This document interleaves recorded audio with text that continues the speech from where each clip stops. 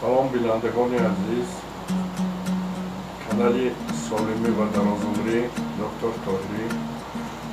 امروز من میخواستم کمی درباره استرس به شما معلومات دهم و استرس چطوری که اول میتونم متوجه هستم این تیپ سه شاخه دارد: تیغ، سخن و گیاه. و سبب اساسی استرس در انسان پیدا شدن این یعنی تاثیر سخن هست. و امروز البته اکثر شما میدونید که ممکن 80% اهالی کره زمین استرس دارند، چون که از همین خبرهای بردرو، واهمه ها، ویروس، بیماری ها، آدم ها و حالت استرسی گرفتار میشن. استرس این حالتی که بی‌واسطه در زیر تاثیر سخن یا که تاثیر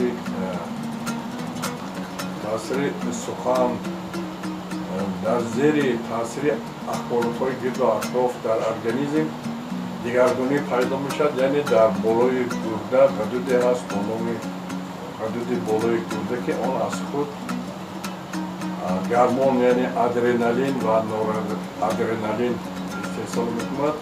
وقتی که این مقدار گرمان ها در ارگانیسم زیاد شد، فشار خون بلند میشه. در این حد شما میبینید که حرکت فشار خون از 200 زیاد هست و وقتی که در همین حالت آدم پیشگیری کرده نتواند، در بعضی حالت ها از استرس و مرگ گرفتار شدنش ممکن. آهسته آهسته به بیماری های فشار بلندی، سختی دل، عصب، دپرسیا. برای از این حالت برآمدن چه کارها را انجام دادن در کل من مختصر کم میزنم و سبب های چکلی که در اینجا گفتم خیلی و خیلی زیاد هست. از آن جمله مناسبت نادرستی بین آدمان، فریب خوردن، فریب دادن، عشق و محبت فریب شدن. یعنی که یک کس وعده بکنند آیله دار میشن و آیله برخور نمیکنند.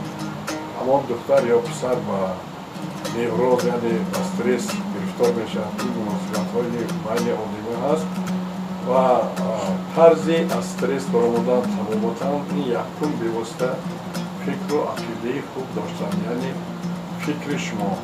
و در آن کتابچه که من نوشته هستم 100 درد و 100 درمان، آن 100 دردهایی که انسان را به میراث‌ها گرفتار میکند جمعیت بیان میکند و طرز تفاوت آن هم در همانجا گفته شده است.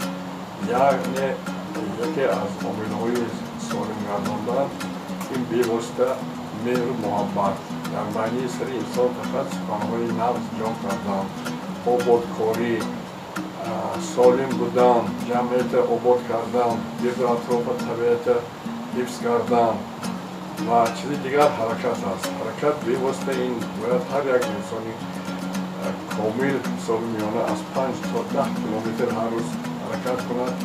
عامل دیگر این بی‌واسطه آب درمانی یعنی آب بازی کردن در رای و پول و نهر و بحرها. یکی از عامل‌های دیگر مختصر دائمی مشغول شدن به تربیت بدن، تربیت جسمانی و فیزیکولتور و عامل دیگری با سالم گرداندن الیمنت‌های خنده درمانی، رقص درمانی. ما میتوانیم اینها را در درس‌های آینده به شما پیشکش کنیم و همه شما سلامتی برای خود عمر دراز تمنا دارم و باوری دارم که همه شما تیز بعد گفته‌های من از استرس آزاد بشید و عمری پربرکت و سالم می‌بینید.